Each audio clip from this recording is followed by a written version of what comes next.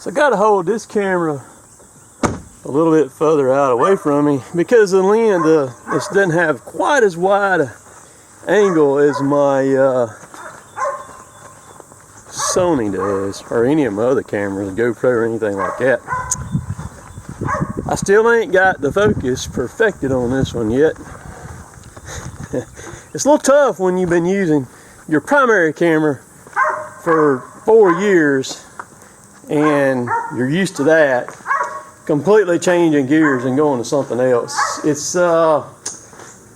has some pretty good challenges. So I'm about to get on the 5075E right quick. I'm going to move my big grill from behind the house. Doing some mega cleaning right now. Going to get it moved. And it's thundering like crazy already. We had some rain last night, thank goodness. But we'll see what else we're going to get in. I'm going to take y'all along with me. I like taking y'all along with me. So we'll take the bucket off right quick and put the forks on it. Because I'm going to pick the grill up with the forks and tote it back. I'll show y'all on video here.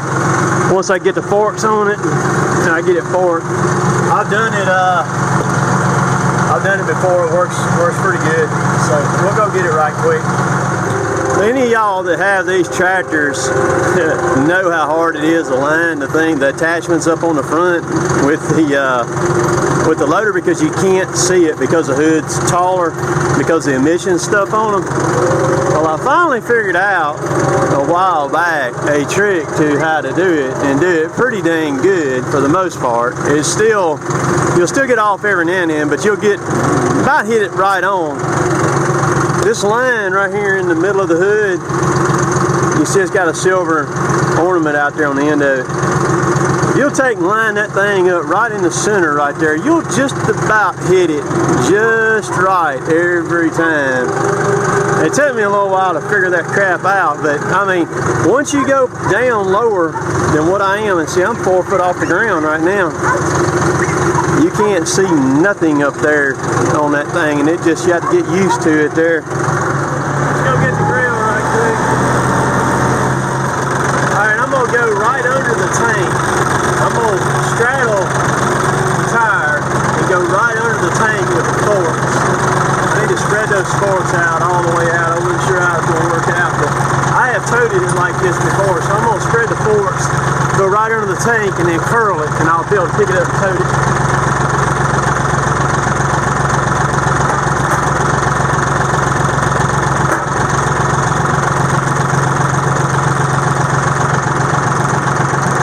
Get it, boys. Get back up, get lined up. Let's go, baby. Uh-oh. Camera knocked around. Get her in a lower gear. See where I see my forks at right there. There we go.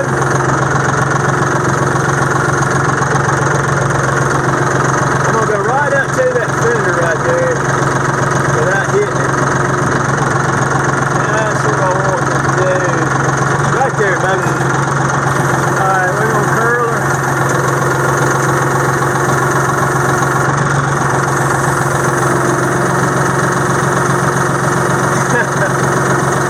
I'm telling y'all, this tractor, this loader is bad news. I'm going to back up a little bit with it. And I'm going to jump off and see what it looks like. See how it's centered up. I'll see it rocking a little bit. I can go up about another 6 more inches. Let's see how far. There's probably a wasp nest on this thing somewhere. Y'all see this camera drop, me start swallowing like a girl. It's because I'm getting smoked down. Now, I got the forks up under there plenty far enough. It's good. Back in the day when I built this grill, it was pulled all over the place by other people. Pretty much other people use this grill more than I used it. You know how it goes. I got it pretty good. This tire here is dry rotted, flat. I get some tires for it.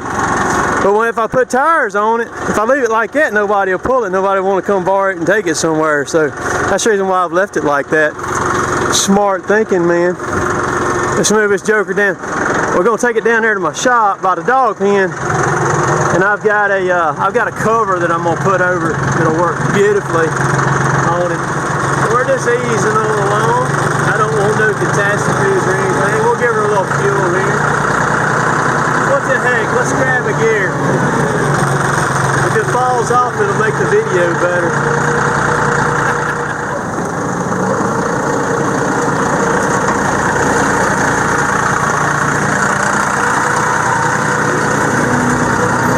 Neighbor that lived behind me back in 1999, he came up with a tank that was 12 foot long, 3 foot diameter, 12 foot long, and he asked me, he said, if I buy all the stuff for you and help you do it, will you cut that tank in half and we'll build 2 of these grills, and the word, you'll have one and I'll have one. I said, all right, I said, that sounds good. So I built the trailers and everything. The only difference between mine and his is his firebox is 3/8 steel and his warmer box is 1/4 inch. Mine's 1/4 on the back and 1/8 on the front, or 12 gauge. It went pretty good. It took a lot of work to build both of those things. So the cooking area on them both is 3 foot by 6 foot, and they do a very good job. The biggest problem that I had with those things in a tank is that's rolled steel. When I cut the doors out of them things, oh my God, I like to have never got them to fit right. I heated, beat. I even used a backhoe bucket to try to respring them back where they would fit right. Oh, it was such a pain in the butt, man, with those doors. It was so bad. My neighbor, his name was Nick. He wanted doors. He wanted doors on both sides of his until we fought with a door on mine. He said, look, I think I just want one door on mine like yours. He said, I don't want to go through that again. Get on the road, man. Hey, well, they put these rumble strips. They're actually kind of on the inside of white lines. So, I mean, if you drift over any, of course, I was trying to cut the camera on. I'm on a 4-lane right now. Let's go to Kiora right quick. Man, we got storms coming everywhere. I'm going to try to get out here and get some of this rebar cut up real quick before the storms hit if I can. Cause I want some of that to put in my study anyhow for some momentum stuff. And since I spent so much time out here too. And I'm going to swap cameras when I go to cut that stuff up. I'm going to throw y'all over on my Canon, my 80D. I need to slow down a little bit. I'm actually running 94 right now. This is a big road though, man. You better eat on this one. So, y'all hang tight, man. Be back. Alright, here is primarily the main sizes of rebar. I'm going to cut this one. This one right here is real close to 1 1/4. And then there's your lot of small stuff out here. But this is a big boy right here. I'm going to cut it. There was a good bit of this stuff out here too. I was going to film this on my Canon, but we got a bunch of rain blowing. It's a storming, lightning popping everywhere. You see the rain coming off the building. And a while ago, the old boy that was running the breaker out there, and when that lightning popped so bad out there, he went ahead and shut her down, because he's the only one out here until I got out here. I didn't know anybody was going to be out here or anything. And then he went around and helped me find this right here, this bigger piece, show me where it was.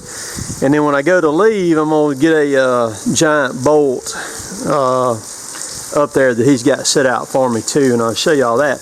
But this is going to make a really cool video right here, so y'all hang tight. Oh, y'all check this out. He went and got the bolt for me. He's bringing it to me. Y'all look at this thing. And it backs up here. That's a monster.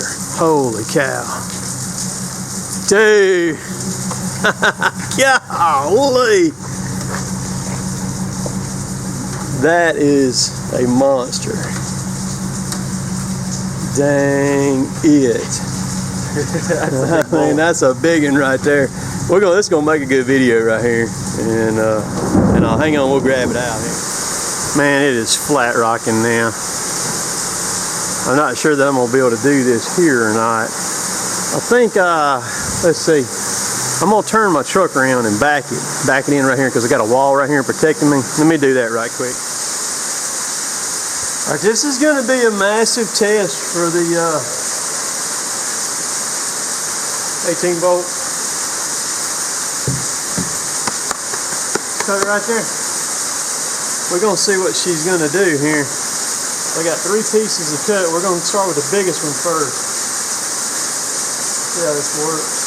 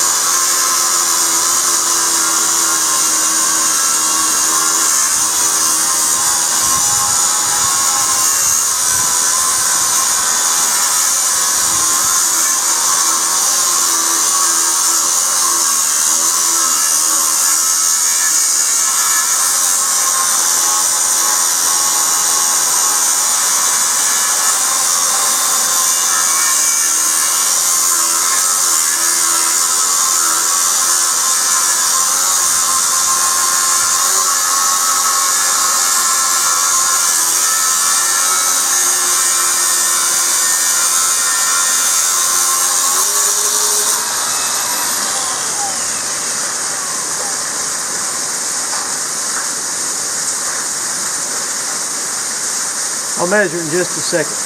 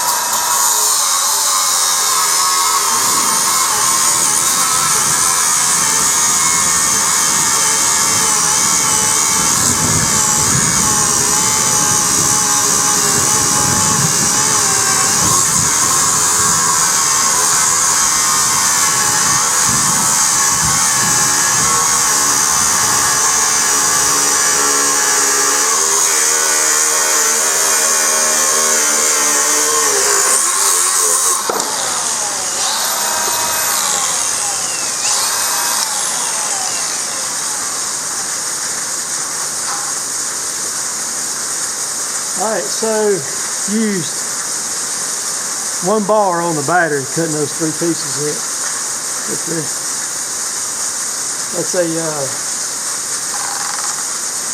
That's a 6" by .040. cutoff wheel. That's what that is. Right. Get my earplugs out. I don't know how long that first one took to cut, but I don't even watch it and time it. Somebody time it and tell me how long it took on that big one to cut through it and post it down below. We're going to measure them now. All right, I'm going to get behind the camera where I can see it real good, make sure it's in focus. Let's see, I'm going to start it. Oop. I'm trying to look at the screen and hold the tape at the same time. It looks like 5/8 right there is what that is.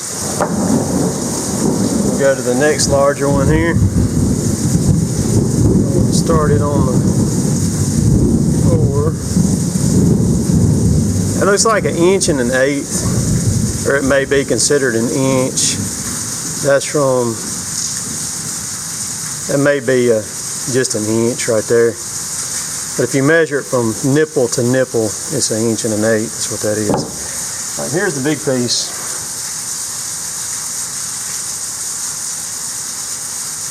Right there.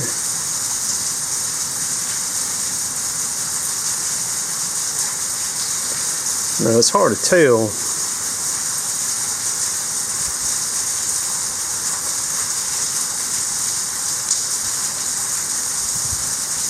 It's 1.5 inches, I guess. That's what that is. Some big stuff. And a daggone bolt. The bolt rolled out of the back of my truck. I'll go out there and retrieve it here in just a second. That's my goal in videos, is to bring y'all cool crap like this right here. This bolt rolled out of my truck when I backed up a while ago. God, dog, this son of a gun's heavy.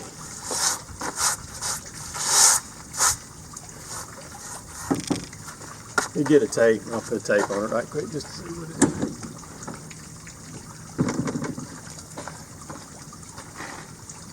Three inch in the nut. The nut's 4 3/4. Hang on. I'll tell you how long it is too. Where it's cut with the torch right there, it's 47 inches. So y'all that like to do the figuring, figure it out and tell me how much it weighs right there. Right quick off of that. I'm gonna say, I think probably weighs a couple 100 pounds, 150. Somewhere in that neighborhood, if I had to guess. By the way it feels while I'm trying to push it up in here.